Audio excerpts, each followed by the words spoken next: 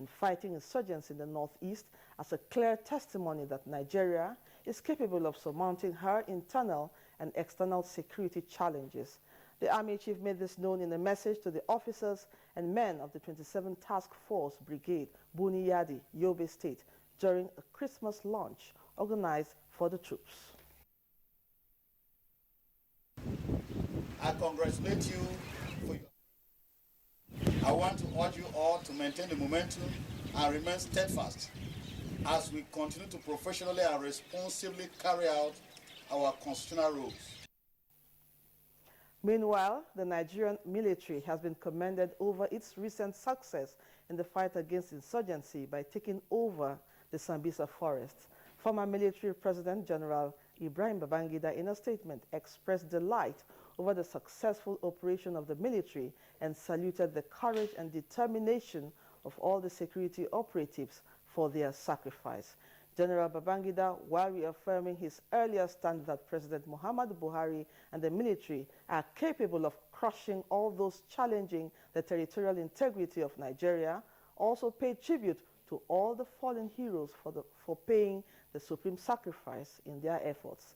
The former military president urged the military to unveil a new strategy for further defeat of pockets of insurgency and other security threats in the country. Also, residents of Maiduguri have commended President Muhammadu Buhari and the Nigerian military for their efforts in counter-insurgency operations taking place in the northeast, thereby restoring significant peace to the sub-region.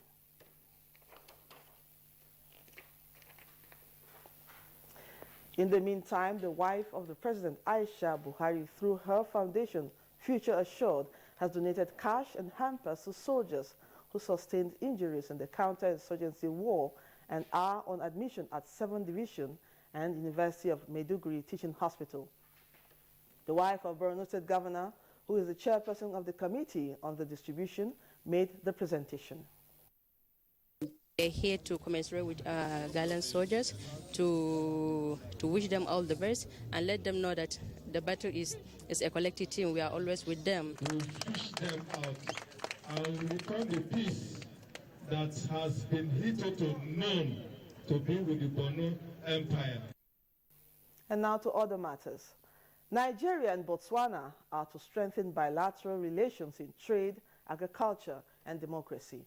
The Minister of Foreign Affairs, Geoffrey Onyama, said this when he received the outgoing Botswana High Commissioner to Nigeria in Abuja.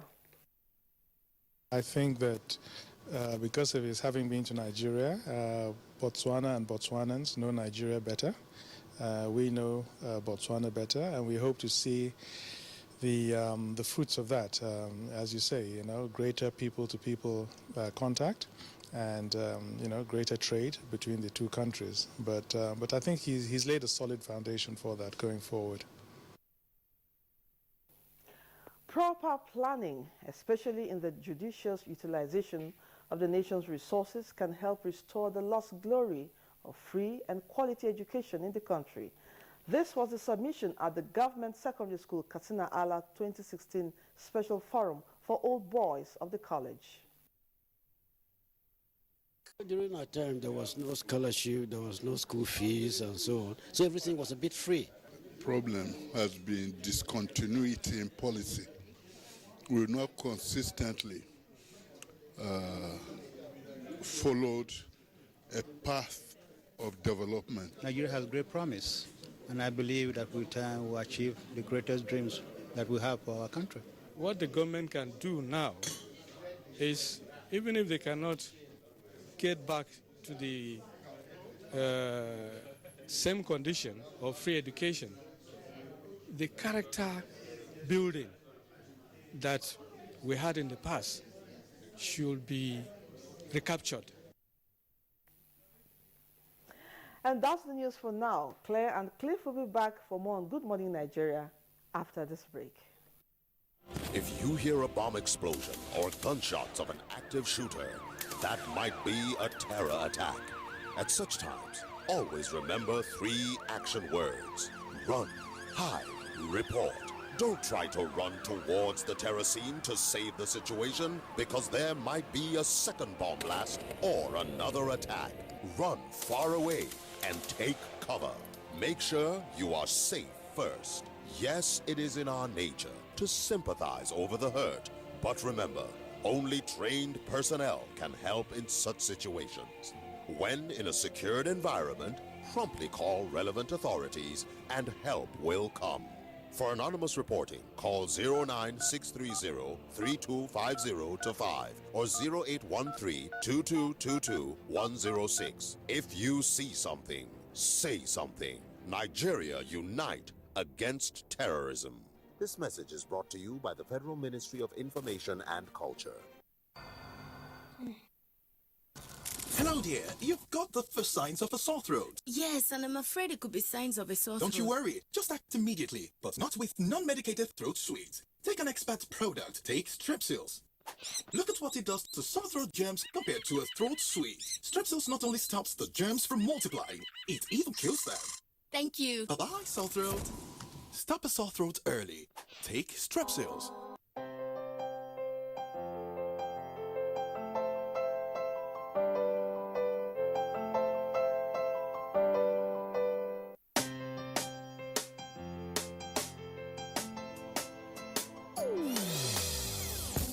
Hear the call of change. Stand up, Nigeria. Change is here and it's going to stay. Change begins with you. Oh yeah, make we go. Go to so let the change begin from within. Look at you, oh Geruola. Change begins with you and me. Change begins with me. Change begins with me. Change begins with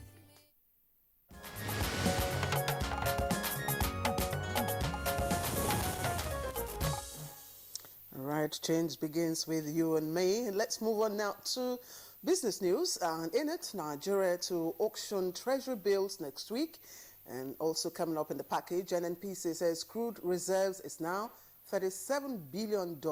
Leah Katon Babatunde will bring us all the details. The Nigerian National Petroleum Corporation, NNPC, has said that the country's crude reserve now stood at 37 billion barrels. NNPC Group General Manager, Group Public Affairs Division Ndu Ugamadu, who disclosed these in a statement in Abuja, also said the company would continue to find sustainable solutions to the challenge posed by insurgency in the oil-producing Niger Delta.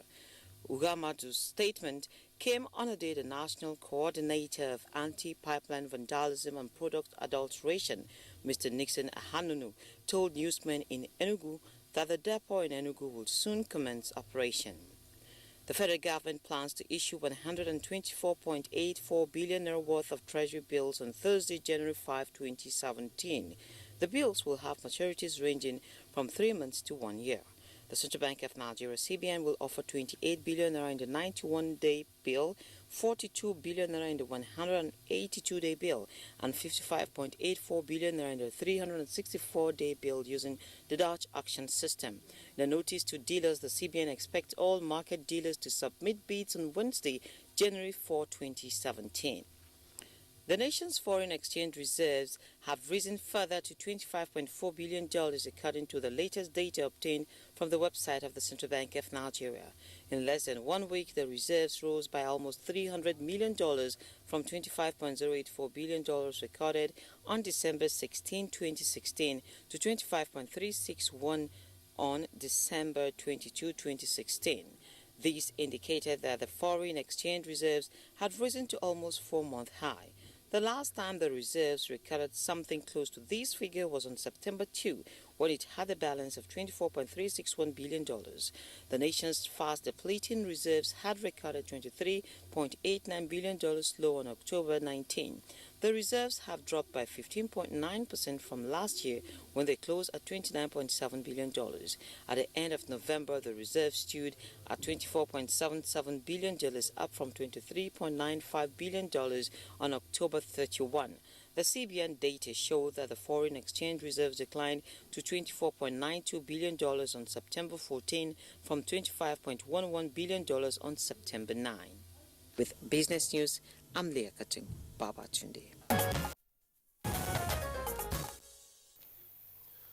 You're on to Good Morning Nigeria, where the focus will center on the legislature. But we'll take a break. After that, we'll go to newspaper review.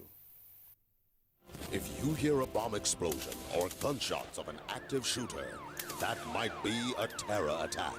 At such times, always remember 3 action words: run, hide, report. Don't try to run towards the terror scene to save the situation, because there might be a second bomb blast or another attack. Run far away and take cover. Make sure you are safe first. Yes, it is in our nature to sympathize over the hurt, but remember, only trained personnel can help in such situations.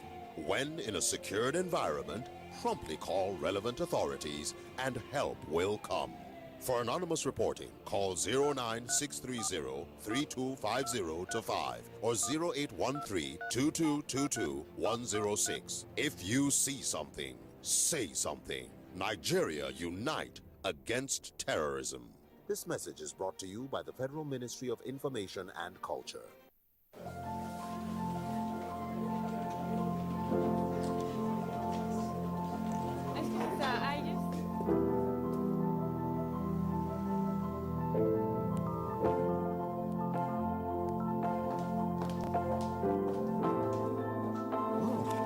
With Free Basics, one opportunity leads to many. Dial *141# to get Jobberman, Airtel One Touch, and many more without data charges. Only on Airtel. People think it's the ever-changing weather during Harmattan that makes them sick. Actually, it's the germs. Dettol protects from up to 100 illness-causing germs, including flu.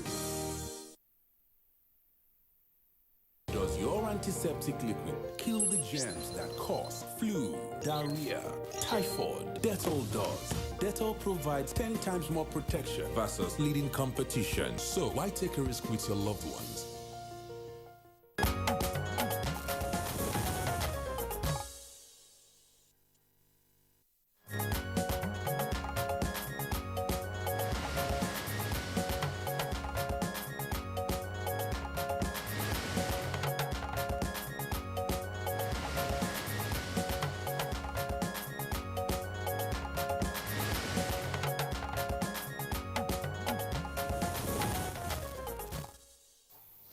Of course, it's the first day of the working week, and I'd like you to join me to welcome Bayo Toyebi. I know you were not on vacation. No, we were here 2 days ago. We missed you, in fact. You were not here. Good morning. No, I was at work, Bayo. Oh, I see. No, she took a time off, but came back to work. Good morning, Cliff. Good morning, actually, Nigeria. good morning. Let's begin the review of the national dailies today with New Telegraph.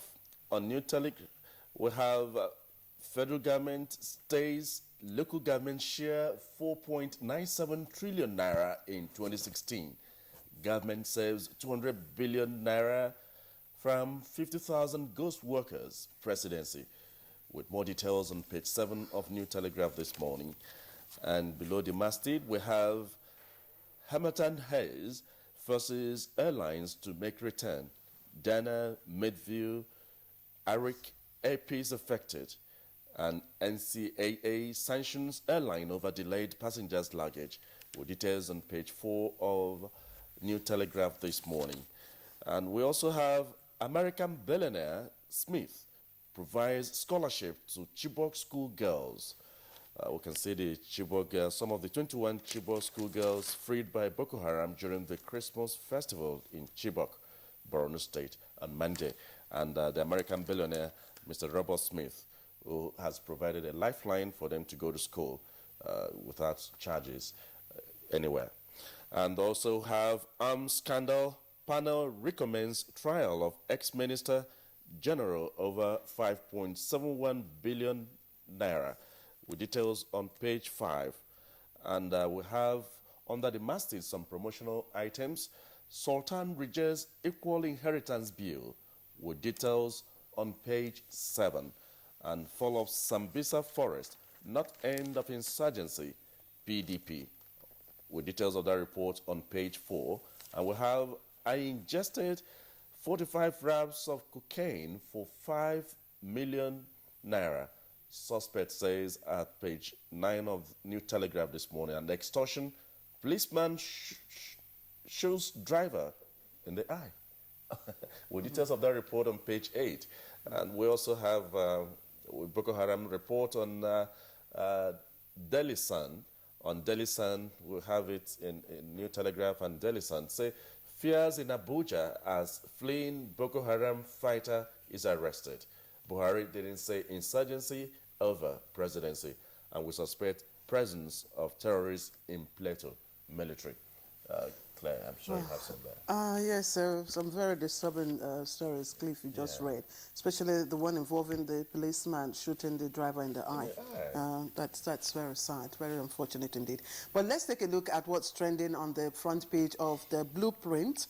And, okay, the lead story says FG saves 200 billion naira from 50,000 ghost workers in 2016. That's a major story that's trending in all the papers. Now, the writer says reduces wage bill from 151 billion naira to 138 billion naira. Now, that's quite remarkable. 2017 budget, 63,000 prison inmates get 17.7 billion naira for feeding.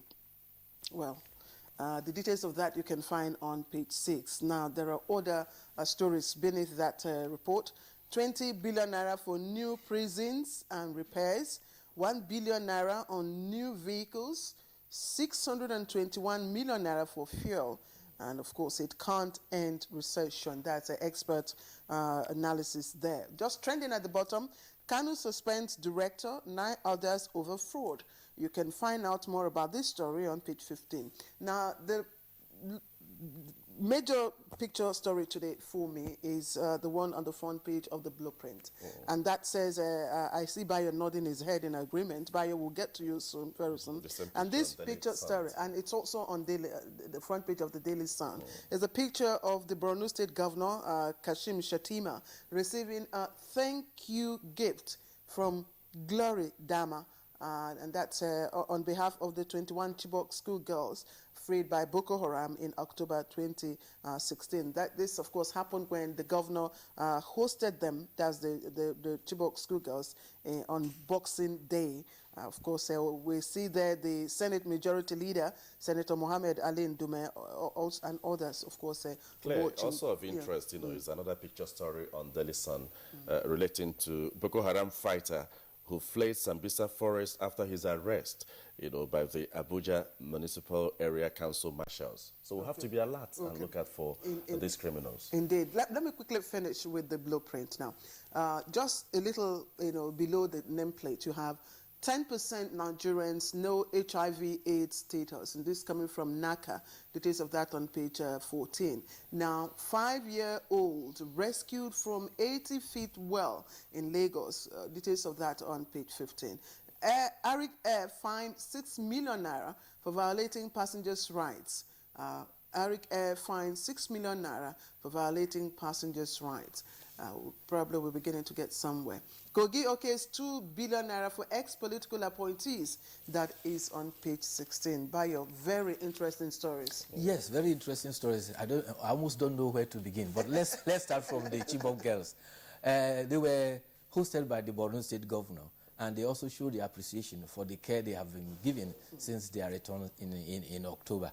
But the sad thing there was that the governor lamented that a contract worth over 500 million had been awarded for rehabilitation of Chibok School, and apparently nothing has been done. And the governor was lamenting that something has to be done to find out how much actually is involved and why those contracts have not been executed. He became the first whistleblower, after that policy. And there's another American billionaire who has offered to give scholarship to the Chibok girls. Yes. There were, in fact, reports of some of the Chibok girls who were released earlier on and had been schooling in the US. Some of them came home for Christmas. And that, I think, it was a very happy reunion. The human interest story that is of concern is the rescue of a 5-year-old girl from a well. The well was said to be about 80 feet, and I think the well is an open one. And the girl fell into it. Luckily, she was rescued with very few injuries, and she's alive. But the fire service, Lagos Fire Service that had carried out the rescue, has advised all parents to be very careful, especially in compounds where we have open wells, to protect their children from that. And also there's that story about the police who shot another one, a driver in the eye. There are also 2 stories about police initiatives. Police in Delta State have discovered a hideout motor workshop where stolen cars are refurbished. A car was snatched in Delta State, and because the car had a tracker, they were able to trace the vehicle to a workshop in Magboro in Lagos, Apapa area.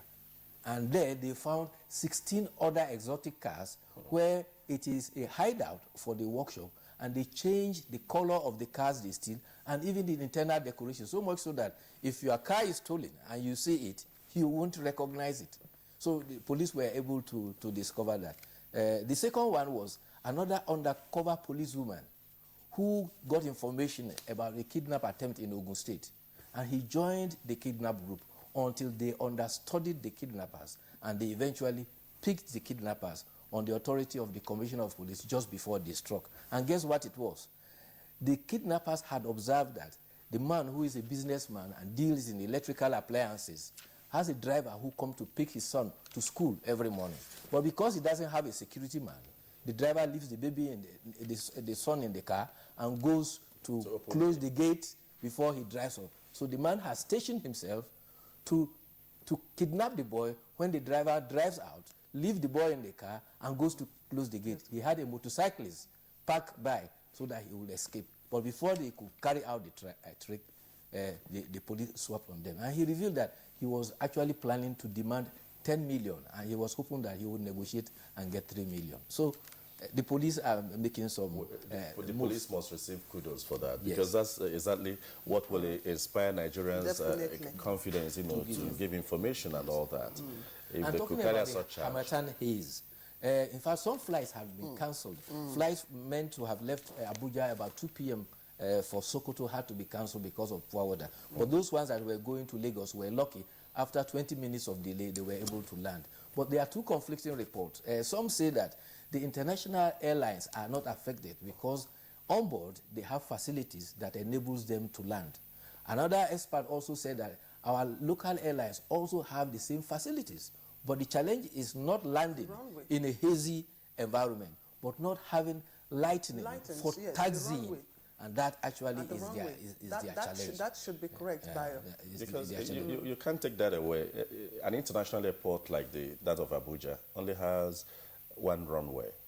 Effort to get the second one, in the past has, been reasoning in controversies of the cost implications and all that, over-bloated budget projection and all that. I think we deserve more than one runway in an international airport like this. Everywhere, an international airport, especially a busy one, must have a backup of a runway. Now, I hear that now they will have to close the airport up till about February, and for 6 weeks, flights meant for Abuja will now have to be landing in Kaduna, and that is serious inconvenience. Just before we round up, here we have less than a minute to round up. Let me quickly take a look at some of other stories on the front page of the leadership. And this, the main lead story here is foiled terror attack on U.S. Obama writes PMB, hails DSS. Now, that's the writer to that. Global Intel Services consult Nigerian agency over al-Banawi. And of course, that story you talked about, the U.S. billionaire Robert Smith, it's actually his name, who is to fund education of 21 Chibok girls. It's also trending on the front page. And right after that, Governor Shetima raises the alarm over 500 million naira for rebuilding of girls' school. You also mentioned that. And we have the picture story involving some ex-first ladies, former first ladies there, at the foundation stone laying ceremony of Miriam Abacha American University. That's, of course, in Niger. Republic of Niger recently. Now, bill seeking equal inheritance rights for men and women anti-Islam, that's from Sultan. That's the story on page 6. Harmattan, poor visibility grounds domestic flights. Bayo, you've already and we also spoken have to those on issues. Daily Sun this morning. On Daily Sun, we have anxiety grips presidency, security over 2019 elections, politicians' ambition, conduct, worry government. And we also have at the bottom of Daily Sun, Senator Kwozo, APC BOT member, dies at 84. And Borno governor spends Boxing Day in Chibok with 21 freed school girls. And southern Kaduna, curfew resumes in Kafanchan after Christmas break. These are some of the lead stories on the Daily Sun. Let's have just your last quickly, word. the story about the Sultan, it was a bill at the National Assembly seeking equality in inheritance. And the Sultan says that this goes against the tenet of Islam. And he says our religion is our total way of life. And therefore, we will not accept the move to change what is prescribed by Allah in the Quran.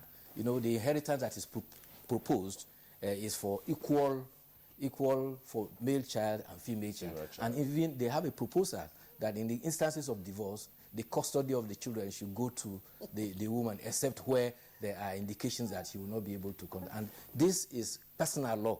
And personal law usually is rooted in tradition, customs, and also some Sharia or ecclesiology. We just have to stop at there because some people are already reacting here in the studio. So let's just leave that. All right, Mayo, thank you very much for coming. And just to add, King Cliff, of course, you are in the business sector. Oil price hits $55 per barrel. I'm telling you that there is more good news coming, to Nigeria, essentially as it affects the oil sector. $55 per barrel. That's against our benchmark for the 2017. 42. Wow. Yeah, that's Bayo, we'd like to say special thanks to you. And Claire, I think we have to move on. Indeed, we have to move on. Now, let's take a look at the background there. That's, of course, the premise for our discussion. 2016 in the National Assembly, that will go down in the history of Nigeria as one of the most dramatic in recent times. So Motala Mojala, of course, takes us through the life of the legislative arm of government in the year outgoing. The beginning of 2016 brought relative stability into the legislature, with lawmakers putting aside their political leanings and differences to do the work of nation building. However, the quiet was short-lived with the legislature's crisis with the budget. Perhaps the major challenge to the image of the legislature in 2016, when statesmen suggested errors in the preparation of the 2016 budget by the executive and escalated into what is popular today among Nigerians as budget padding. The drama grew in greater proportions, especially in the Green Chamber, and accusations and counter-accusations of personal allotment of funds in the budget by some principal officers became a subject of public discussion. Apart from his trial with the Code of Conduct Bureau for not disclosing some of his assets, Senate President Bukola Saraki was joined by his deputy and the clerk of the Senate to answer an allegation of forgery of Senate standing rules. The case, which lingered for a while, was later withdrawn by the federal government in what was termed respect for the rule of law. The drama of the case of the President of the Senate and his deputy perhaps led to a motion requesting that immunity be granted some principal officers in the National Assembly. Again, the controversial move generated public outcry. The legislature, apart from the primary duty of lawmaking, appropriation and oversight, have, in the year under review, led in finding solutions to some of the nation's challenges. The legislature engaged the private sector at a business environment roundtable to facilitate ease of doing business in Nigeria, an exercise that led to the identification of about 13 laws and bills as being critical to boosting the economy. Already, some of them have been amended or enacted. The legislature also mediated in labor crisis between the federal government and the labor unions. The legislature also set agenda in some critical national issues and took decisions that raised questions. With just a few days to 2017 and the budget proposal once again before the National Assembly, what should Nigerians expect from this important arm of government? What is the outlook for the legislature? Join us as guests discuss in-depthly. are watching NTA, Nigerian Television Authority. For more information and news updates, visit our website at www.nta.ng, or you can follow us on Twitter at NTA News Now, or you can like us on Facebook at NTA Network News. Stay connected on our YouTube channel at www.youtube.com/NTA News Online. Watch our live stream at www.nta.ng/live. NTA, you can't beat the rich.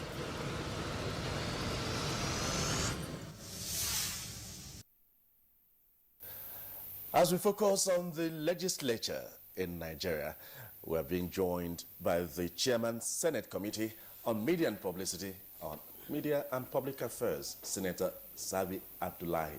It's indeed our pleasure to have you. My pleasure to be here.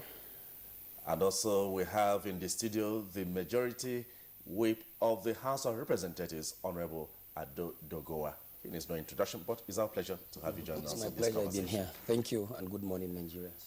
Also in our studio, we have former Deputy Whip of House of Representatives, Honorable Samson Osagia. It's our pleasure to have you. Thank you very much. It's nice to be here. I was actually Minority Whip. Okay. All right, gentlemen, let me also bring into a conversation our guest from our Kaduna Network studio. We have been joined by a constitutional lawyer and public affairs analyst, and the person of Festus Okoye. He also needs no introduction.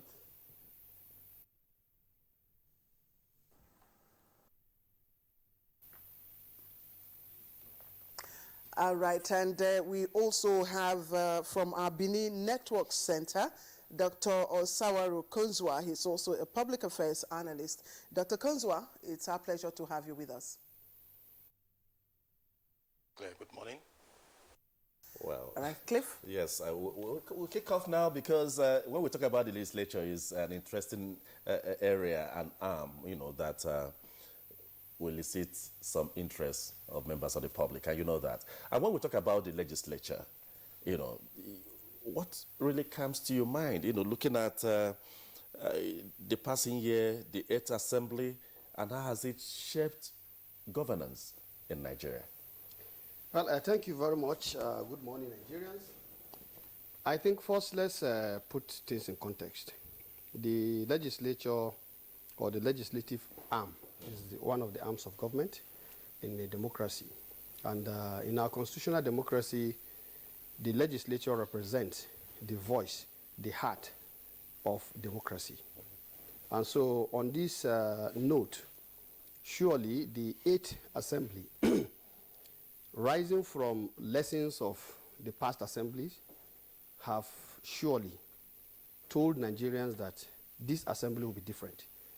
And I want to say, without any fear of contradiction, that truly this 8th Assembly is showing that it is truly different. And like you recall, we had both the reps and the Senate, we all have legislative agenda. But in particular for the Senate, this was the very first time that we were having a legislative agenda. And in the legislative agenda, we have committed to first, strengthening the legislative process, deepening good governance, doing those things in terms of legislations, our oversight and other functions to diversify the Nigerian economy.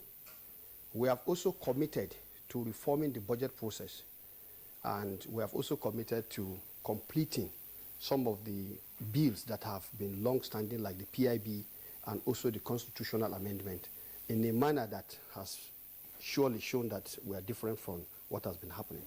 And I think if you look at the progress thus far, I think you will come to agree with me that truly this year, we are still in 2016, is surely a very good year for the legislature. Okay, that's from the Senate. Now, I know you're itching to say something from the House of Representatives perspective. How have you fared this year looking at the legislature, the program you've set out to achieve, and how has it imparted on governance? I think, like he rightly said, from the perspective of the House of Representatives, even though it's not an independent chamber, it's a chamber that is bicameral. therefore working in tandem with the other side of the National Assembly, which is the Senate. I also want to believe that the 8th National Assembly or the 8th House of Representatives is one that we can call the House of Reps with a difference. With a difference because even though we shared in common what has happened in the formation of the leadership of the 7th Assembly, by, in a way, digressing from the context of the party's expectation in the process of establishing the leadership of the House of Representatives, we shared something in common with the preceding Assembly, preceding House of Representatives, where the party had its own interests this way, and the House went the other way and established its leadership. I would like to believe that we have come up with a very vibrant and proactive leadership, which members of the House of Representatives have accepted. And being a leadership established, accepted, and sustained by members of the House itself, it therefore provides what we can call leadership with a difference, House with a difference. And that has also succeeded in providing us the kind of platform, the enabling environment for us to now work as an independent House of Representatives. This we have succeeded in doing by coming up with a unique legislative agenda, just like the Senate has said. And the new legislative agenda we have come up, which is quite unique and quite robust, is one that would like to make and achieve an independent legislative process, a process whereby the House of Representatives would be seen to reflect and operate only in tandem with the expectations of the Nigerian people, who of course are our employers, who of course are our masters, and whatever we do must be guided by the interests and desires, the whims and caprices of Nigerian people. In most cases, you find out that you have a little friction here and there, not minding whatever has happened, especially in relation with the 2016 budget, which obviously I know you will get to. I want to believe that the House of Representatives still stands proud of what we have actually done in achieving or in actualizing what we feel is our constitutional responsibility, our constitutional duties, and no one of us has any regret for what has happened. I want to believe what we did is in tandem with Section 84 of the Constitution of the Federal Republic of Nigeria, which has empowered no other person to do what we have done. And in the 2017 coming ahead, I want to believe we will also do the same because we are operating within the context of the constitutional provisions of the Federal Republic of Nigeria. Okay, the House of Reps is also proud. We will come to the specifics to see which areas that you believe have made a difference. But let's bring in now the former Deputy Chief Whip, who was also a member of the House of Representatives. In the of course, sorry, minority leader, right? Yes. You were in the 7th Assembly, which is probably regarded as the most vilified in terms of implementation of legislative agenda. Now, looking at the 8th Assembly, do you see any remarkable departure from, your period? Well, when you want to make some comparison between one assembly and the other, you must also take into account the processes leading to the composition of each of the houses. You will recall that the 7th Assembly, where I served, had more turnover of older members than the 8th Assembly. The casualty rate arising from the 2015 elections was very colossal.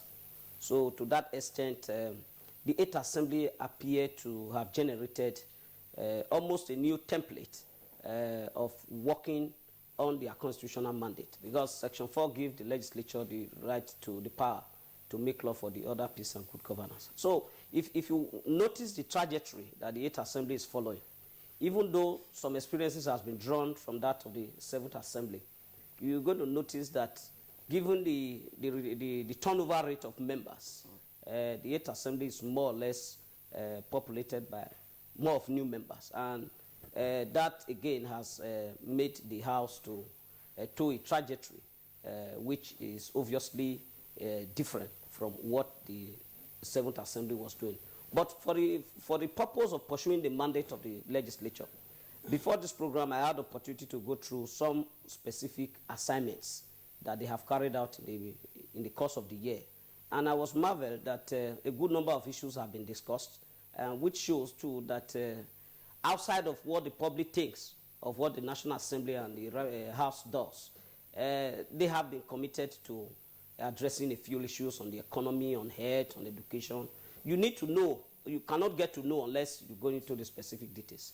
So in a way, without praise singing. I believe that given its own peculiar challenges, the 8th Assembly hasn't fared badly in its constitutional mandate. Okay, thank you very much, Honorable Osagi. Let me bring in now the constitutional lawyer and public affairs analyst, Festus Okoye. Mr. Okoye, from the public perspective and comparatively between the 7th and the 8th Assembly, are we moving forward?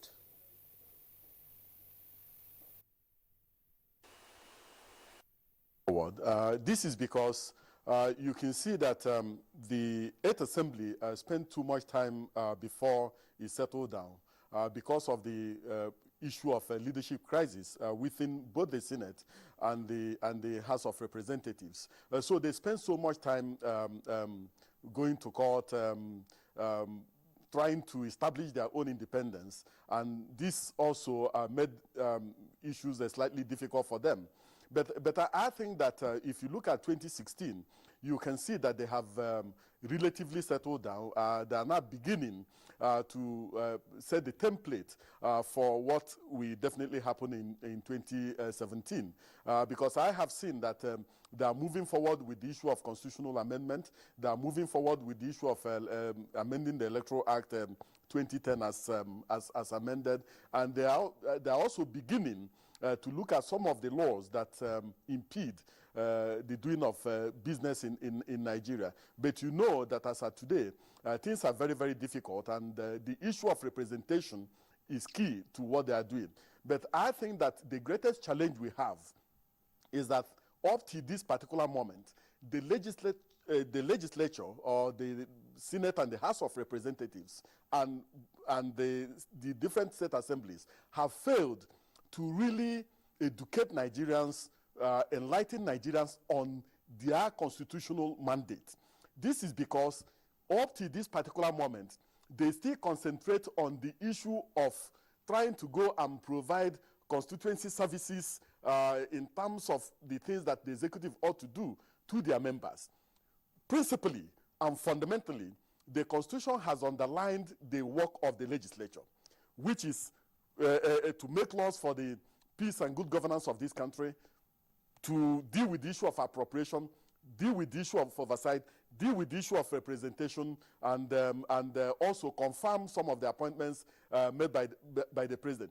But as it were, some of these things still remain very, very opaque, and most of our people still believe that the work of the members of the National Assembly and state assemblies still revolves around the issue of providing boreholes, providing street lights, and also providing motorbikes and so on and so forth to members of their constituency. And for me, this is really not the work of the legislature, and the National Assembly has not, in the main, succeeded in getting Nigerians to know that its work involves principally and fundamentally lawmaking. So I think that they must change that trajectory and set a different template for Nigerians to understand what they do. But having said that, I want to believe that if you look at Chapter 2 of the Constitution, Chapter 2 of the Constitution principally underlines the work of the legislature. And it says that the powers which the executive, the legislature, and the judiciary wield are the powers of the Federal Republic of Nigeria. What that means is that the three arms of government are supposed to be independent and at the same time work symbiotically. So I want to see a situation where the three arms of government should fiercely defend their independence and at the same time cooperate in the overall interest of the people of Nigeria. Thank you there, constitutional lawyer and public affairs analyst Festus Okoye, for giving that legal touch to your analysis. From there, now we'll move to Benin, where we have Dr. Osawaru Okinzuwa, public affairs analyst, who is joining us from Benin. Now, you've been following this conversation, and we're looking at the legislature from its primary mandate, looking at lawmaking, oversight, and of course, appropriation. How will you rate the 8th National Assembly? Well, I am a bit sympathetic to our National Assembly, looking at the process of their selection, their structure and their processes, and the general milieu the National Assembly is found itself, drawing from our political history. That is an arm of government that's supposed to be symbolic of the sovereignty of the people, but it's relatively infantile because from time to time it suffered disruption. So it will appear it's not been able to establish a thoroughgoing tradition that is discernible by Nigerians. So it's not surprising, really, that most Nigerians are not terribly aware of what they represent symbolically and substantively. So to give a straight answer to the question you have asked me, all things put together, the travails of National Assembly 2016, the kind of posture, what they intended to do, the effort they have mounted in wresting their independence, and so on and so forth, I will score the National Assembly a straight B+, where B is 50%. And it is to be hoped they will do much better in 2017. Well, B+, that's a good grade. I see all the lawmakers there smile. Well, it's all smiles, but let's look at, the National Assembly has tried to look at some obsolete laws, try to take steps to reenacting those laws. Would you want to talk along that perspective, looking at these laws and what you've been able to do from that program you outlined? Yeah, well, I will surely want to say something on that. But before that, I think it's very important we don't allow the comment coming from the constitutional lawyer to go without some response from us. Okay. Because his summation, to me, is a little bit misleading. The National Assembly, the legislature, yes, is having the mandate of lawmaking, oversight, appropriation, representation. Now, in doing this, we all swore to defend the Constitution and to operate within the tenets of the Nigerian Constitution. Now, when he is saying that the aspect of borehole and all those things he's mentioning is not our duty, I wonder what our duty is, if not those things. Because the Constitution is very clear that in carrying out our functions, both us and even the, what did they call it, the executive and the other arm, Section 14, subsection 3, is saying very clearly that we must act in a manner as to attract national loyalty, ensure that no one constituent part of Nigeria is left out of the scheme of things. And in another section, it also talks about even in running the economy, you should run the economy in such a way that you are equitable in making sure everybody have a sense of belonging. Now, if you put all of this together with representation, those who sent me to the National Assembly, if they are telling me their priority number one is borehole, honestly, you can go and bring 1 trillion tons of law and drop in their doorsteps. You will never appreciate you. So for me, as far as I'm concerned, let us get it very clear. But the budget, the budget can well accommodate all that. Well, how am I sure that the budget is going to accommodate that? I'm from Niger North. I'm representing Niger North with 8 local governments. And I will tell you, from 1999 to date, I can count the number of projects that the federal government has executed in those areas. We have 1,065 kilometers of federal roads in those areas. Since 1999 to date, no 1 kilometer has been touched in that area. How come the so-called, MDAs are not taking care of that? And that is the priority of the people. They don't have water. They don't have, health facilities. In fact, there was an instance where I was traveling home and I met an accident. And let me tell you, by the time we took the accident victims to the hospital, the most barest things are not there for them to what they call. Yes, you tell me it's local government, it's state, but let's look at the shortcomings. You know definitely everything is complementary. Senator, and they're all Nigerians. Senator, we'll get to that point. I just thought we should contextualize that. We'll get to the issue of constituency Now, progress. having said that, let me come back to the issues you have raised. Yes, we looked at some of the obsolete laws. What we did here is we looked at, I think there was this National Assembly Business Environment Roundtable where we looked at 64 laws. Out of the 64 laws, looking at all of them and how they impact on the ease of doing business, which you know is a World Bank survey that is normally conducted annually. So in that particular instance, the laws were categorized into high priority, medium priority, and low priority. And all of them are receiving attention as I speak. I want to submit that about 44 of these laws, especially in the high priority to medium priority, are at various stages of legislative process.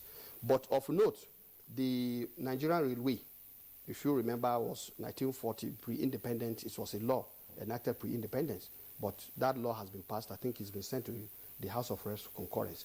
So these and so many other laws we have actually taken care of, and I want to believe we have promised, I think the first quarter of 2017, it's my conviction that all of those laws will be ready and they will be placed before the President for assent. All right, sorry, Cliff, let's bring in Honorable Adodogowa now. Honorable Adodogowa, we will look at the issue of constituency projects, in the course of this program, because it's an important aspect, of the legislative work. But talking about achievement for 2016, can you give us an insight into some of the highlights of what we have achieved so far? Going by that point of view, I want to believe that there are a lot of achievements we have made from the perspective of the legislature, and that cannot be really highlighted without synchronizing it with achievements made by the executive arm of government. I want to believe when you say government, it's not the legislator that is independently government.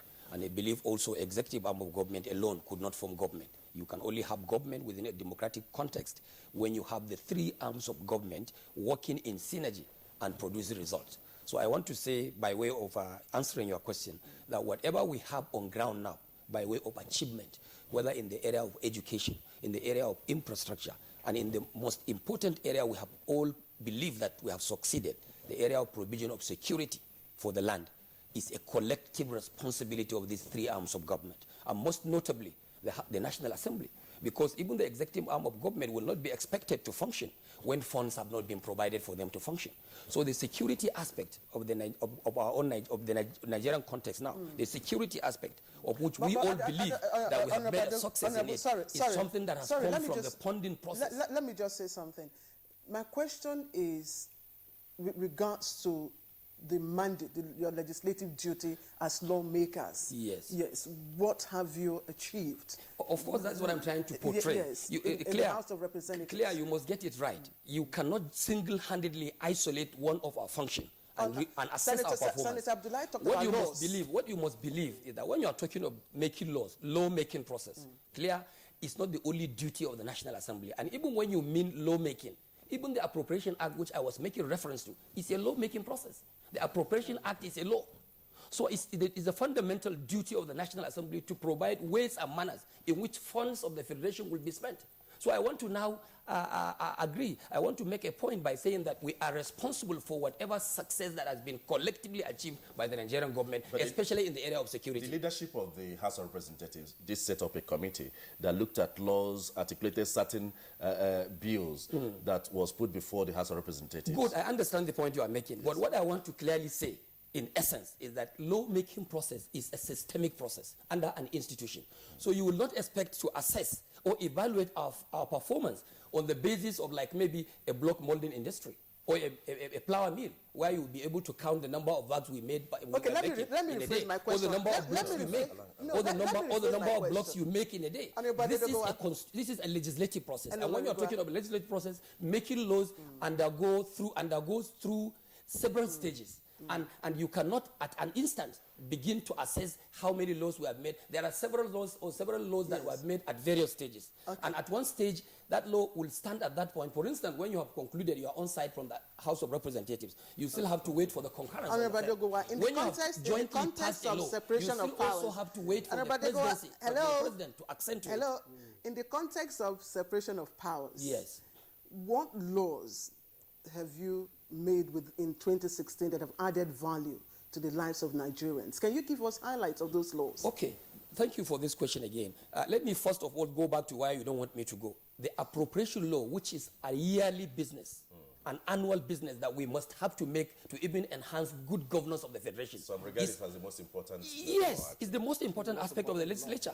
We make the laws to enhance the spendings, financial spendings of the nation, which is also categorically stated in the Constitution of the Federal Republic of Nigeria, Section 80, sub 3 and 4.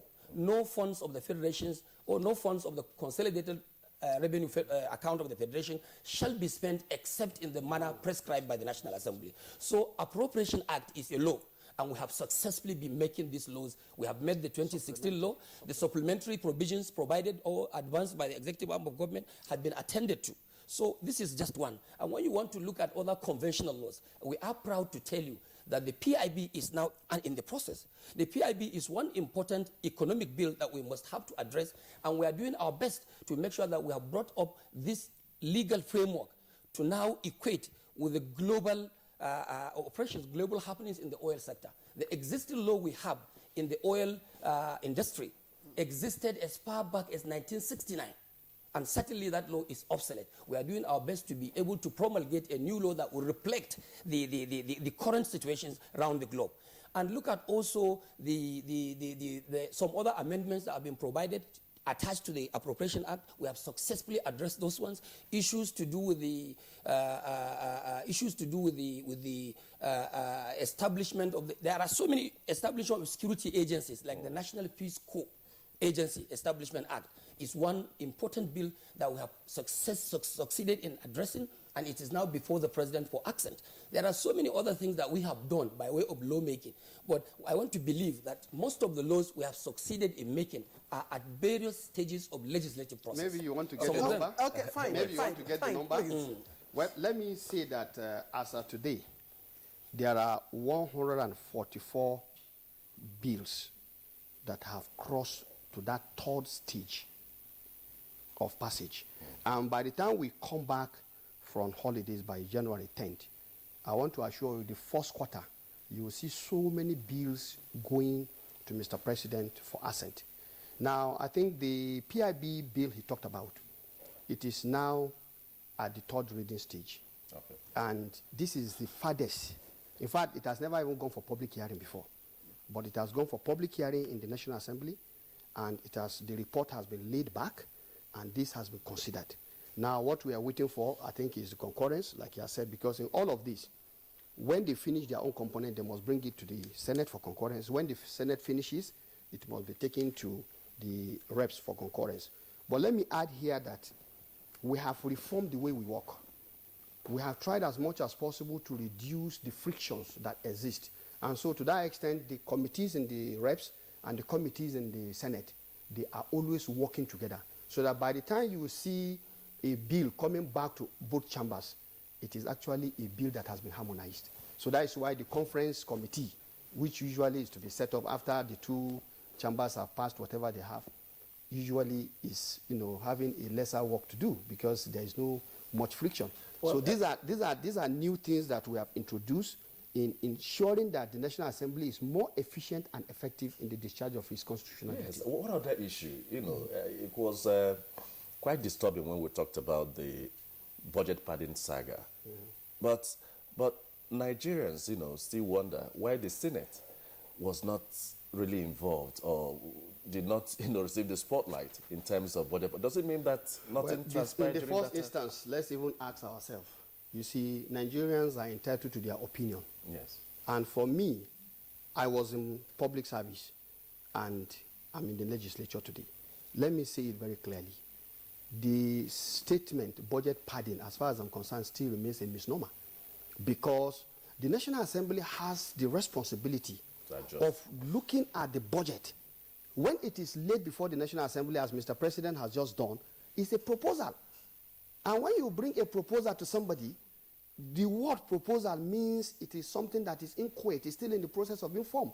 And it is that person who has the final say to approve and say that, look, I have approved this, is the person who has the final say on whatever it is that becomes the final document. In this case, if the National Assembly approves that an appropriation bill is passed and is placed before Mr. President, when Mr. President decides to assent to it, that becomes a law. So I can't see how you call a law as being padded, as far as I'm concerned, because it is the duty of the National Assembly to prescribe the manner in which the executive is going to spend the fund. That is what my colleague has quoted in the Constitution earlier. Now, if that is the point, what we need to look at is the National Assembly this time around has opened up the process of budgeting. Last year, 2016 budget, we invited the CSOs, and we had over 127 CSOs that we engaged through the Senate Committee on Diaspora And I think the House also did the same thing. What we did here is to actually look at their concerns and how they have criticized the budget. And in fact, let me even say it. After all of this, we came to even realize most of the CSOs do not even have the capacity to do most of the things they say they want to do. You've made But we've engaged them. You've made a very valid point, with regards to pardon or no pardon. It's also a new currency. Every day you have one word. Let's get to Osage. Honorable Osage, you were part of the National Assembly, and you know the process of approving the budget when it's laid before the House and all that. Looking at the controversy that evolved in the passage of the last budget, what is your take? Well, I think I tend to agree with Senator Sabiu that some of the epithets, some of the phrases that were being used to describe the process or the final outcome of that budget were quite novel. I spent 16 years in the legislature, both from the state and the National Assembly, and I didn't hear that, just the way Mr. President confessed that he has never heard that. And I think the misconception actually is from the point of view of people who thinks that the National Assembly ought to be a mere rubber stamp that would just take its imprimatur and said, Mr. President, this is your budget proposal, take it and go back. And I think that is not the intendment of the framers of our Constitution, who gave powers to the National Assembly to make laws for the order, peace, and good governance, and other functions within the Constitution. Representation has embedded in it a number of underpinnings which is required to service the constituent parts of every part of this country. And from that point of representation, the lawmaker has an inherent duty to make provision for those who voted for him or her to come to the National Assembly. And I think if, as a legislator, you use that power of yours to make provision, call it whatever name, for the purpose of assuring that those who voted you have something to take home at the end of the day by way of developmental projects, then I really do not know where the misconception comes from.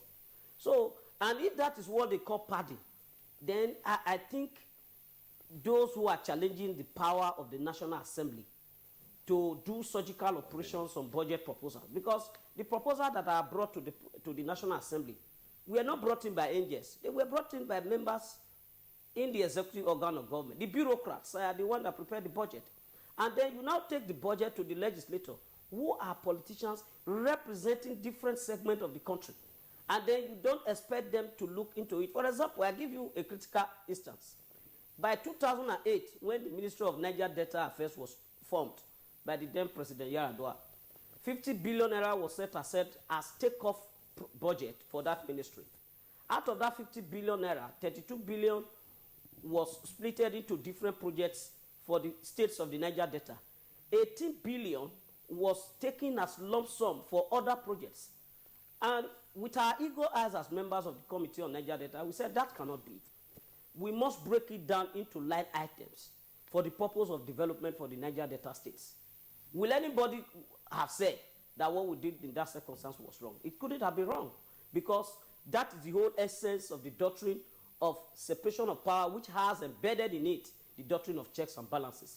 Because when they say power corrupts, absolute power corrupts absolutely. It is the intendment, the presupposition is that if you allow one organ of government to have overbearing influence on the other, and then without the other having opportunity to say, look, you ought to have dotted the I's and crossed the T's in this area. Okay, then Honorable Sage, for an authoritarian regime. Thank you very much. Let's bring in the constitutional lawyer, Mr. Festus Okoye. Mr. Okoye, from our Kaduna Network Center, you've listened to the lawmakers. They've talked about, especially Honorable Adedogowa and, of course, Senator Abdullahi here. They've talked about the involvement of the 8th Senate in the budget and, in ensuring a transparent budget and budgeting process, with specific reference to the 2017 budget. Now, from the eye view of the public, have you seen or are there striking laws that have come from this National Assembly? Let me just clarify a few things. The first thing I want to clarify is that I agree completely that Section 81 of the Constitution of the Federal Republic of Nigeria states very clearly that what the president lays before the National Assembly are estimates of the revenue and expenditure of the Federation. The estimates of the revenue and expenditure of the Federation. What that presupposes is that the National Assembly receives only the estimates. And since what has been laid before them are estimates, they are constitutionally entitled to look at those estimates and see whether they are genuine estimates or whether they are not genuine estimates. What that also means is that the National Assembly has the constitutional right to pad and unpad the budget. The problem is that the word pardon is just a peculiar Nigerian construct that has been given a very, very negative meaning. But for me, looking at it constitutionally, it means that the National Assembly can add or subtract from what has been laid before them because they are supposed to be the tribune of the people. The challenge the National Assembly had is the challenge of communication. They could not communicate to the Nigerian people in a very clear language the fact that it is their primary responsibility to look at estimates that has been laid before them, touch those estimates, review those estimates, and even remove some things from the proposals that has been laid before them as a National Assembly. The second issue, if you permit me, the second issue I want to touch is that the point I'm trying to make, and which I believe that the distinguished senator did not clearly get, is the fact that the moment you place as your priority the execution of projects, when you go back to your own constituency for re-election, your constituency will be holding you accountable in relation to the number of boreholes that you can lay claim to, the number of street lights you can lay claim to, the number of tricycles you can lay claim to. But fundamentally, we ought to assess the performance of members of the National Assembly from the point of view of the number of bills they were able to generate in the National Assembly, the number of motions they moved, and also the type of representation they're able to give to their constituents in relation to their primary responsibility of lawmaking, appropriation, oversight, and so on and so forth. But for me, I sympathize with members of the National Assembly because if you look at it in a global context, you will see that when they go back, the members, the general public really do not understand the concept of lawmaking, the concept of oversight, and so on and so forth. The only thing they're interested in is what did you bring back to our people that we can see physically in terms of boreholes and in terms of tricycles, in terms of cottage hospitals, and so on. So to that particular extent, I understand where they're coming from, and I sympathize with them. But I think that there are, as they say, too many laws or too many bills that are in the pipeline. And I think that as we move forward, the National Assembly should accelerate work on some of these bills so that by the time we are getting to 2018, some of those bills will be ready for presidential assent. Thank you so much, Festus Okoye, there. You've really put things in perspective. Having raised these issues of what role that the National Assembly ought to do, let's go to Benin Network Center. Looking at the reaction of Nigerians with regards to the functions of the National Assembly, to what extent do you think Nigerians have been fair to the legislature? Well, we cannot assess Nigerians on the criterion of fairness or unfairness because whatever we are doing as a government is done in their name.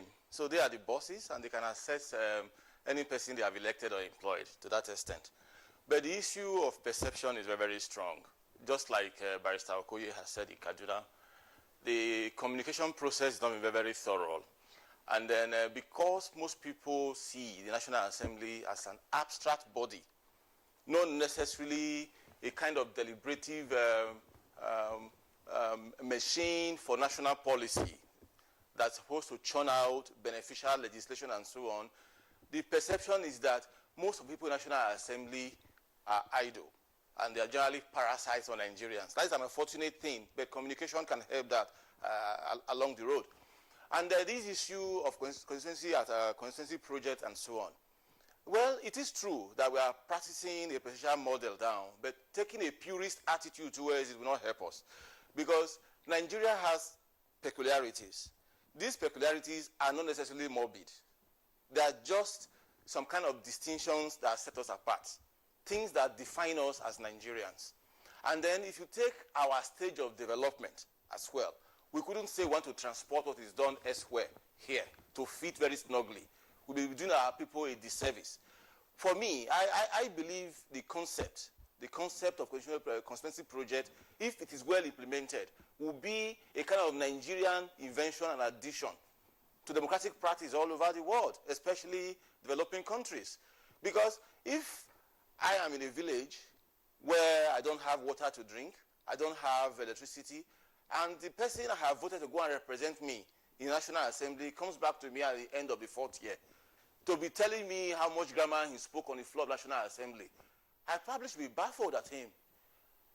If I vote for any person to go to the National Assembly on my behalf, I expect that person's performance to improve the condition of my living where I am, in any corner of the country. Because don't forget that our lawmakers, they have dual roles. They are both agents and ambassadors of their constituencies, as well as being national figures when they arrive on the floor of National Assembly. So we must, all of us, we should move away from some of these doctrinaire theories of what democracy is supposed to do or not. The cardinal point is, how does any form of government serve the welfare of the people? That is the critical thing. And the National Assembly, from time to time, must pay attention to public perception and public sentiments.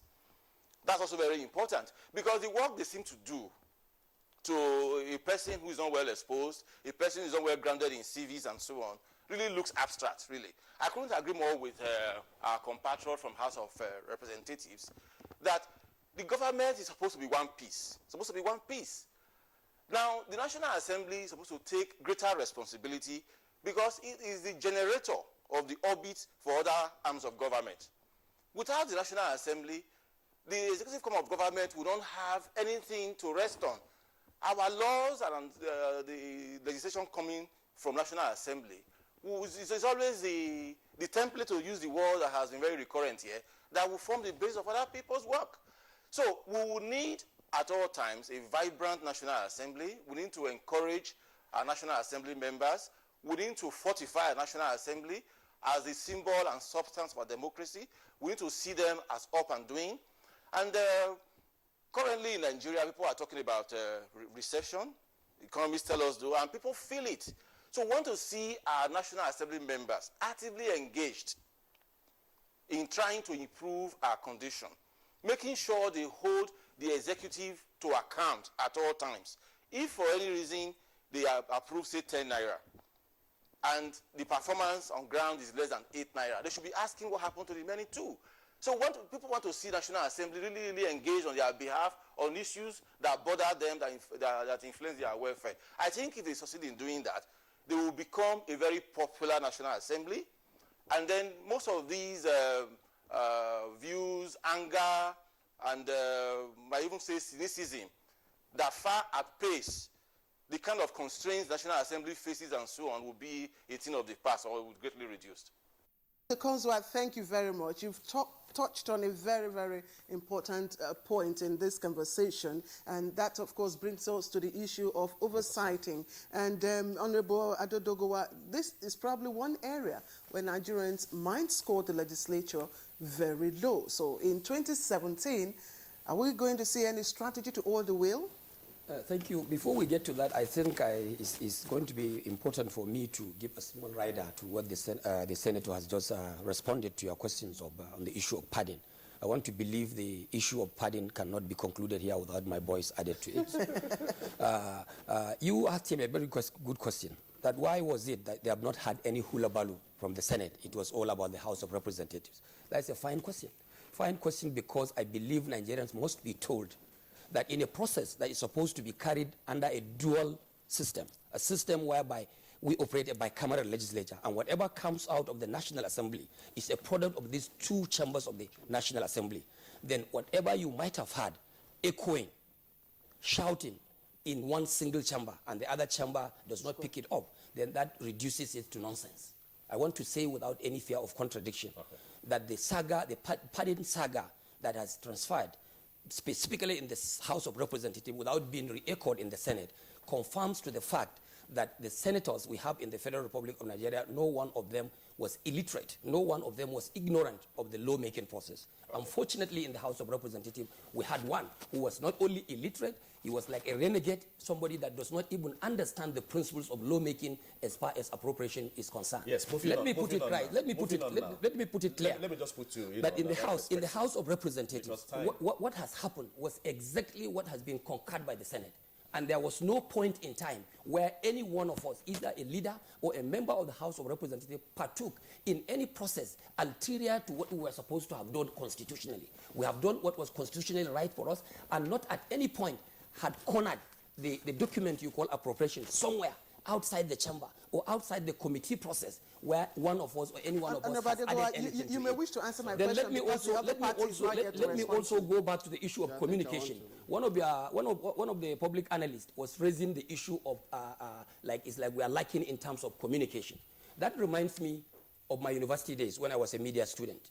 That is what we call selective attention and selective perception. Okay. And that is the predicament we find ourselves. When Nigerians are not ready to now selectively attend to what they need to know about the performance and the responsibility of the National Assembly, and they only want to attend to mischievous statements from other side of the society, then certainly no matter the amount of communication you make, no matter the amount of clarification you make, you leave Nigerians with the option of choosing what they want to attend to and what they want to perceive and what they want to interpret. That is our predicament. He has not answered my question. I will answer your question. No, I will answer. No, let me answer her question. Going to oversight. Hold on. Going to oversight. There is a question before my table. Going to oversight. I want to believe even the 2016 budget, we have done enough in oversighting. Oversighting is also one key fundamental responsibility of the legislature. And in the case of Nigeria, the National Assembly, we have done that through our committee system.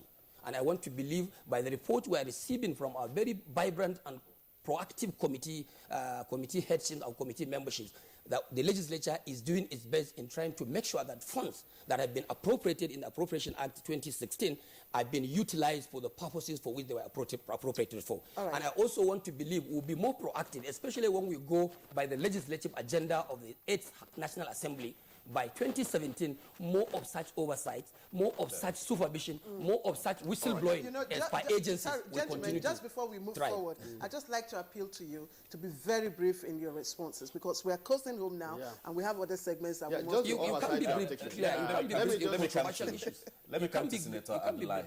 We know that when President Buhari presented the 2017 budget, the Speaker of the House of Representatives did put it right that over the years, the budget has not been implemented up to 30% or have never gotten to 50%. Don't you think that's also an indictment, on the National Assembly not carrying out their oversights? But you answer that question right after this break. All right. NTA Properties Investment Company Limited, a subsidiary of the Nigerian Television Authority, specializes in creating comfort in all areas of life, such as real estate investments, that is, land, houses, and office spaces, mast leasing, savings and loan scheme, household items and car loans, and so much more.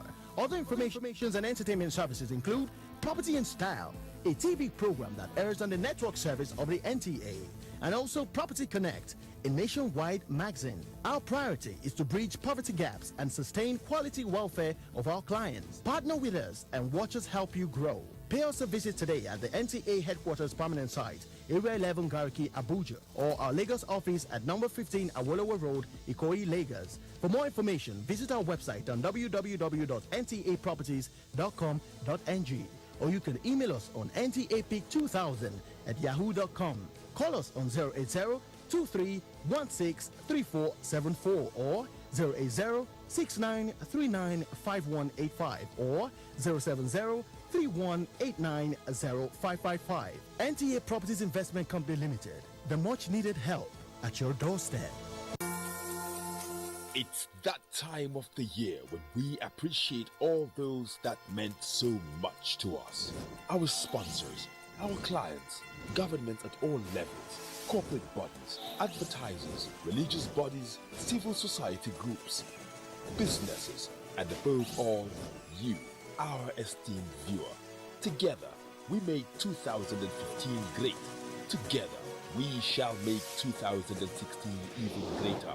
That's why we say thank you, Merry Christmas, and a prosperous New Year.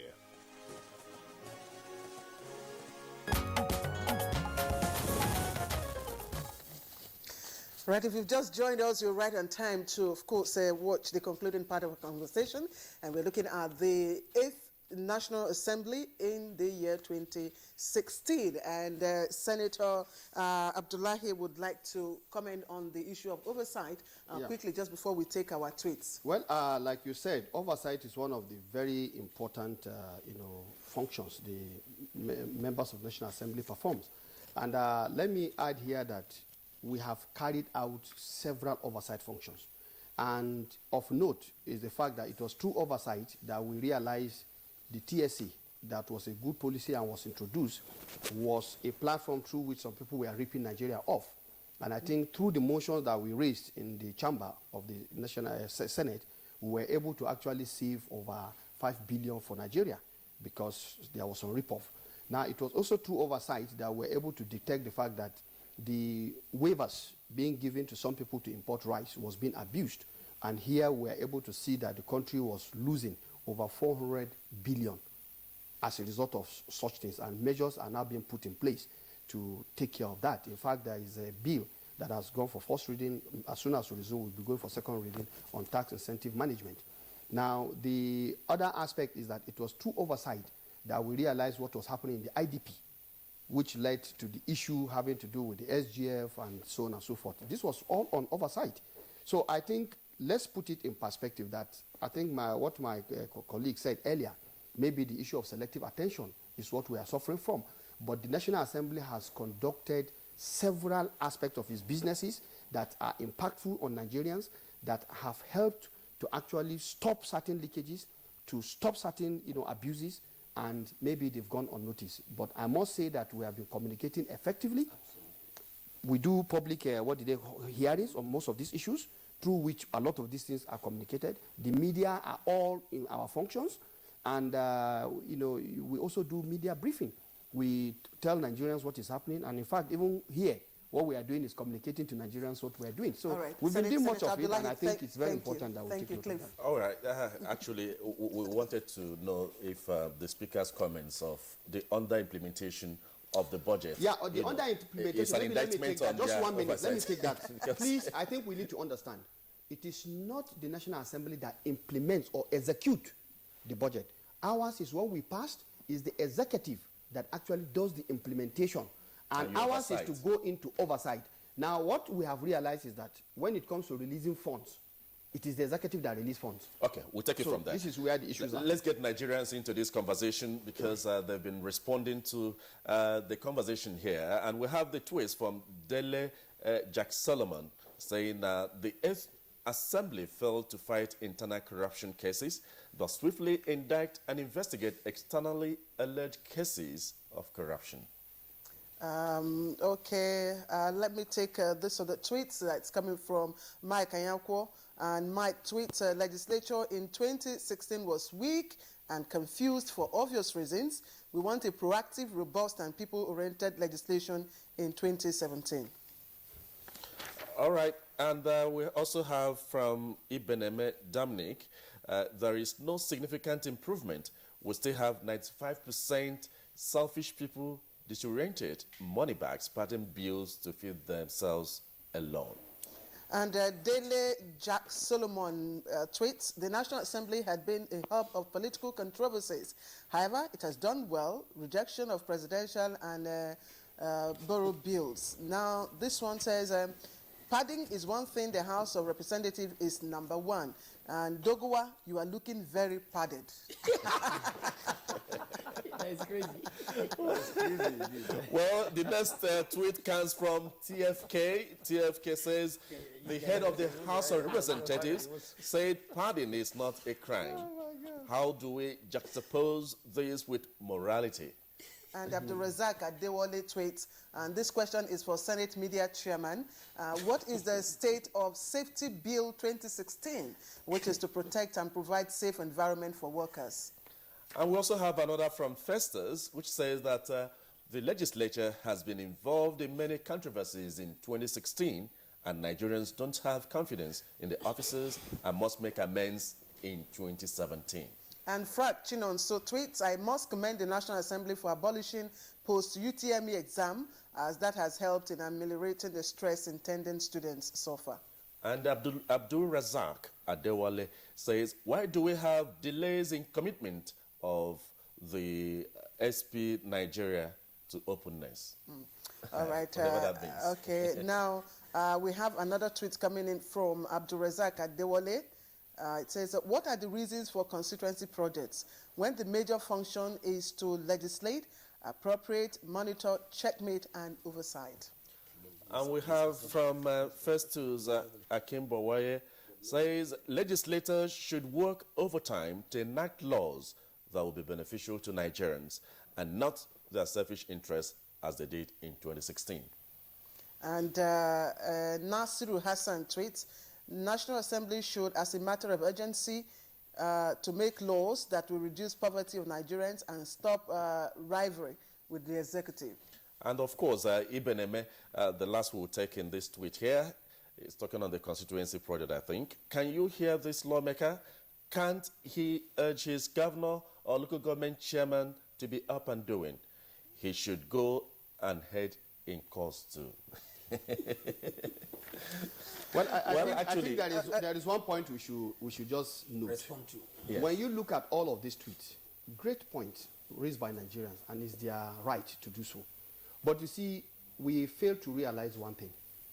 It is not possible for you to enforce laws that are designed for the peace, order, security, and welfare of Nigerians when the same thing Nigerians are looking for is not guaranteed to them. Now, in some segments of Nigeria, for example, let me tell you, the Empower program, for example, as soon as it was done, you can go back to the data and go and check. All the urban local governments, they have higher number of people who are applying, while the rural-based local governments have little or nothing. Okay. Is that equity? There is no way you can guarantee peace and security with such kind of, an equitable share of issues. And these are the areas where the National Assembly comes in, and these are the things that we must pay attention to, because at the end of the day, whether we like it or not, we'll go back to the various bases, even the people who are tweeting. Some of them, when they go back to their villages, what they are used to in the urban centers that they are talking about, they will never have it. Okay, let's get the view of our man in Benin. Yes, we'll come to you. We just wanted an objective view. This one is important, if you wouldn't mind. Okay. What I would like to add to is with regard to the implementation of the budget as it is. The rivalry between the executive and the judiciary. Not even that, implementation, which you said was rated at less than 50%. Okay. Nigerians should remember, and you too should know, and try to educate Nigerians, that the budget as it is a two-component presentation, the recurrent and the capital. So the issue of less than 50% implementation is about the capital aspect of it. Recurrent, I believe your salaries have been paid till the last month, almost 100%. So Nigerians should also remember, while you are talking of the implementation of the budget, you have two basic components. The recurrent, which has always been implemented to 100%, and the capital, which of course, due to challenges of revenue generation, you have some problems. And lastly, I want to cap it all by saying, by and large, all that has been happening in the National Assembly or in the House of Representatives, to be specific, is what one can ordinarily call, and even in relation to our own legislative functions and as it relates to our relationship with the executive arm of government, by and large is something that you can ordinarily call democracy in action. Okay, democracy in action. Yes. Well, thank you. And this is a question that we would like all other guests to respond to, and that's the issue of legislature-executive relationship. It has been mentioned in the tweet. Of course, we saw that this National Assembly spent the very part of the legislative year dealing with that issue. Honorable Osage, what do you think, or how do you think that can be smoothened out in 2017? Please, very briefly. Well, I think that this has been the bane of democracy since 1999. But the point that needs to be made is that the president and his vice, the National Assembly members, are the only elected officers of the Federal Republic of Nigeria, ditto for the governor and members of the House of Assembly. More often than not, this crisis that are there between the legislature and the executive are not crises that are entertained or that are encouraged by these elected officers.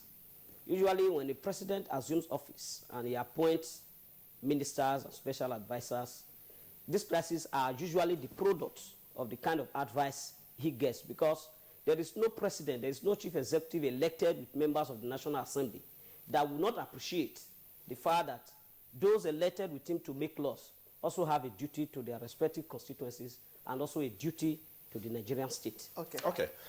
Thank you, Honorable Sagia there. When I go to Benin, where we have Dr. Kunzua, because we're just a few days into 2017, and of course the preparation, the budget estimates are before the National Assembly. Looking at this year, 2017, and where Nigeria has found itself, what should be the main thrust of the National Assembly? Briefly. I think the main thrust and focus of the National Assembly for the forthcoming year should be how to revive our economy, how to provide for the material well-being of our people across board, without any exception. Because if you look at the people's posture currently, in fact, the kind of attitude we have towards government, not just the legislative component of it, they believe they are left in the lurch. So the National Assembly has conceived the representatives of its people from different corners of the country should urge the executive arm of government as responsible for implementation to devise policies and programs that will bring succor to the people. I'm sure when National Assembly assumes that posture, genuinely, not for some kind of playing to the gallery, people will notice and their attitude will also shift accordingly. We want to see government working in favor of the people, all arms of government combined, without undue necessities to the separation of powers. We want all our organs to work harmoniously. What is important to the average citizen is his welfare. Osawari Okonzua, we'd like to thank you very much for your contribution so far. Dr. Okonzua is a public affairs analyst and he's joined us from our Benin Network Center. Dr. Okonzua, thank you very much.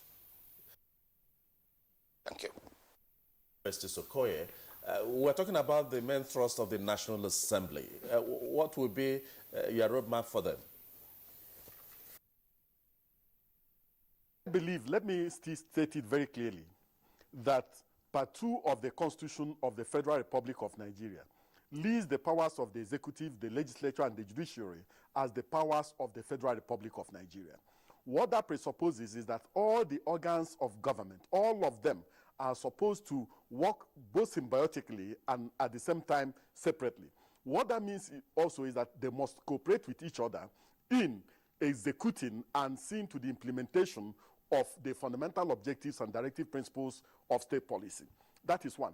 Secondly, I believe that the National Assembly should spend more time in trying to see that Nigeria gets out of recession. What that means is that they must try as much as possible to pay attention to laws that will impact on the economy and also laws that will ameliorate the suffering of the people. And also taking into consideration that very soon we will be going into the 2019 elections, it is important that they should complete work on constitutional amendment and also amending the electoral framework of Nigeria so that we can have a very clear roadmap in terms of the Constitution and the Electoral Act before, at least 6 months before the elections. If they do this, I think that Nigerians will be very, very grateful to them, and also Nigerians will also begin to appreciate the good work the National Assembly is supposed to do as the tribune of the people and their true representative. Thank you, Festus Okoye, constitutional lawyer and public affairs analyst, for giving them that right perspective as we approach 2017. Well, thank you so much for being part of this conversation. Thank you very much. All right, let's again, Honorable Adedogowa, your final comment, very briefly. Yeah, otherwise, I'll raise my red flag. I'll try to do that. You use the handcuff. I'm not sure whether you can whip the whip of the Federal Republic.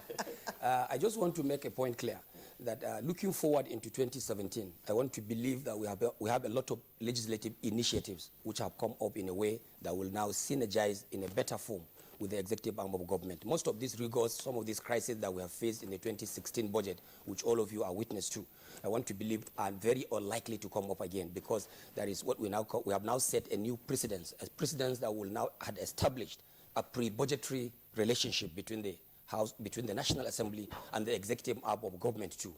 Pre-budgetary in the sense that the leadership of the National Assembly under the Senate presidency and the Speaker, we have been able to establish a kind of budget committees which has gone far in discussing with the executive arm of government the key ministries to do with the Budget Office, the Ministry of Finance, Economic Development and Planning, have met quite earlier before the presentation of the budget itself, where government has taken opportunity to now highlight to the legislature some of those key areas and priority areas like security, agriculture, economic development and development of infrastructures as their fundamental principal objectives as far as 2017 budget was concerned. And I want to believe with this pre-budgetary relationship, Nigerians will now expect a very perfect budget devoid of any rancor or misunderstanding. I want to believe that Nigerians will get us right. I also want to urge Nigerians to please try and give us a favorable attention and a favorable perception and favorable interpretation subsequently. Majority Chief Whip of the House of Representatives. Thank you very much. I think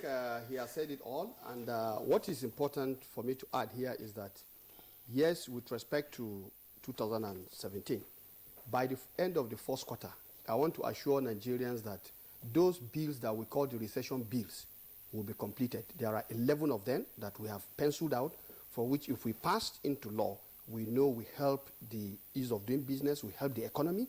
And remember that we actually gave 22 issues which we presented to Mr. President that will help to take Nigeria out of recession based on the debate, very robust debate that the Senate had on this. And during the budget presentation, the President was magnanimous enough in acknowledging that those advice were very helpful, and they have actually already started applying some of them. So I think by and large, the National Assembly's agenda are exactly what the constitutional lawyer talked about.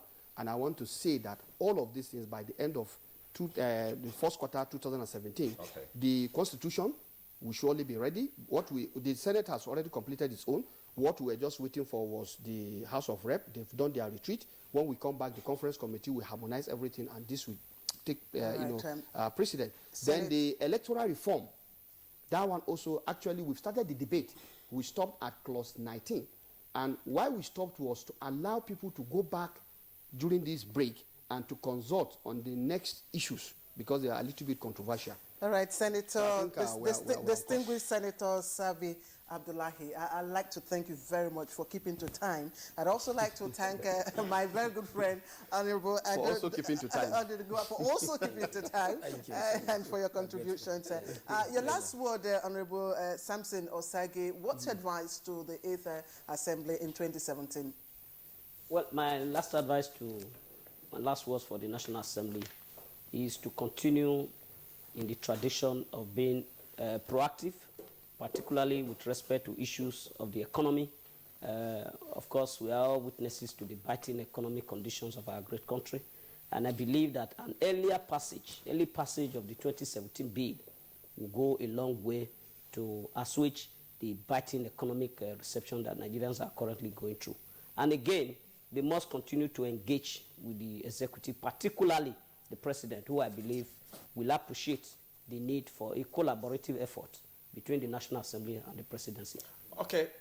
I would like to say special thanks to former Minority Whip, Member of House of Representatives, Honorable Samson Osage. We thank you so much for your contributions. Thank you. And also all Nigerians that poured in, that added to this very conversation through their tweets. We have a whole lot of it, but time could not permit us to really go through all. Indeed, Clive, will allow the distinguished senators to have a look at the tweets off camera. But I would like to appreciate all of you. But I think I have the right to reply that I plead not guilty, because the tweet once said that I look padded. So I want to say categorically that I'm not padded. All right. My nature. All right. We'd like to say thank you to distinguished Senator Sabi Abdullahi and I think just the last word. We want to assure Nigerians that we'll continue to be proactive as we have been, whereby we stop ASU from going on strike, we stop NLC from going on strike, on several occasions. Thank you very much. They've had it, and they know you're doing a whole lot. We now go to our sports desk, and what is trending in the sports world is over now to our